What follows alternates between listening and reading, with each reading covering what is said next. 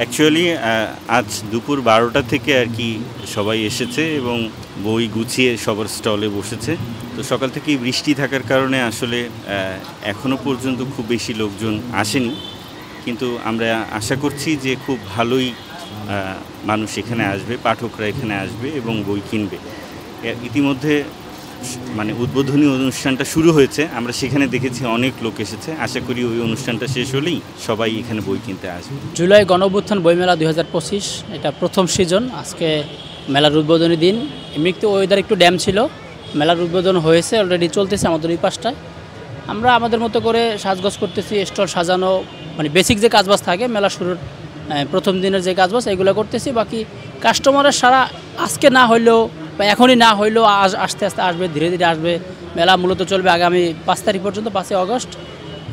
তবে আমরা আশা করছি যে আগামীকালকে যেহেতু বন্ধের দিন রয়েছে, ছুটির দিন রয়েছে, অবশ্যই পাঠক সমাগম হবে, যেহেতু এই জায়গাটা বইয়ের একটা প্রাণকেন্দ্র। বাংলা একাডেমি আমরা জানি যে সাংস্কৃতিক অঙ্গনের বা বই রিলেটেড কাজবাজ করার বইয়ের এই প্রাণকেন্দ্র বলা যায়। এখানে তো পাঠক আসবে, ভালো পাঠকই আসবে, বই পড়বে, জুলাই চেতনাকে ধারণ করে এরকম পাঠক আসবে। এই উপলক্ষেই মেলাটা মূলত হওয়া। আমাদের মূলত ইসলাম প্রকাশনী, তো আমাদের বেসিক হইল রাসূলের সিরাত গ্রন্থ, জীবনী গ্রন্থ, ইতিহাস, গল্প, উপন্যাস।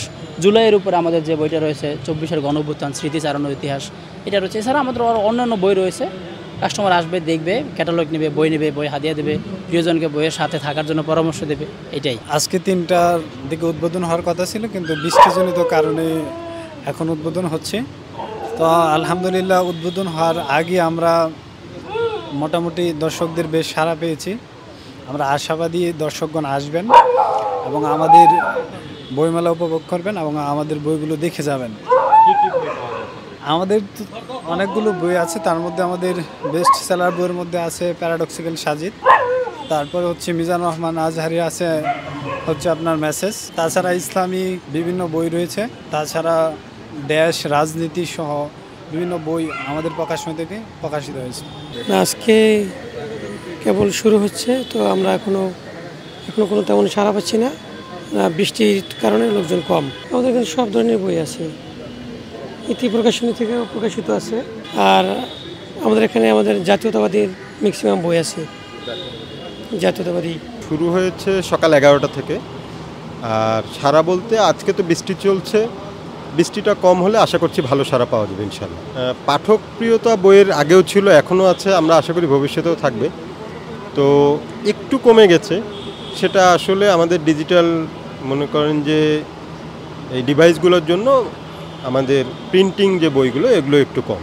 এটা হচ্ছে আমাদের জুলাই গণ অভ্যুত্থান উপলক্ষে আমাদের এই বইমেলাটা আয়োজন করেছে বাংলা একাডেমি এবং প্রকাশক পুস্তক বিক্রেতা সমিতির সহযোগিতা আমাদের এই মেলাটা হচ্ছে। আমাদের এখানে আপনি সব ধরনের বই পাবেন। আমাদের একটা স্লোগান আছে, সেটা হচ্ছে পরিবারের সকলের জন্য সব ধরনের প্রবন্ধ, গল্প, উপন্যাস থেকে শুরু করে আমাদের জুলাই নিয়েও একটি বই এসেছে নুরুল কবির স্যারের, আপনি চাইলে দেখতেও পারেন। সারা ভালো, যেহেতু জুলাই আন্দোলনকে নিয়ে বইমেলা। জুলাই আন্দোলনের যে আকাঙ্ক্ষা ছিল, সেই আকাঙ্ক্ষা মানুষ এসে সেই ধরনের বই খুঁজছে, সেই ধরনের বইও বিক্রি হচ্ছে এবং অন্যান্য বইও বিক্রি হচ্ছে। আপাতত ভালো, তবে বৃষ্টি না হলে হয়তো মানুষের সমাগম আরও বেশি হতো।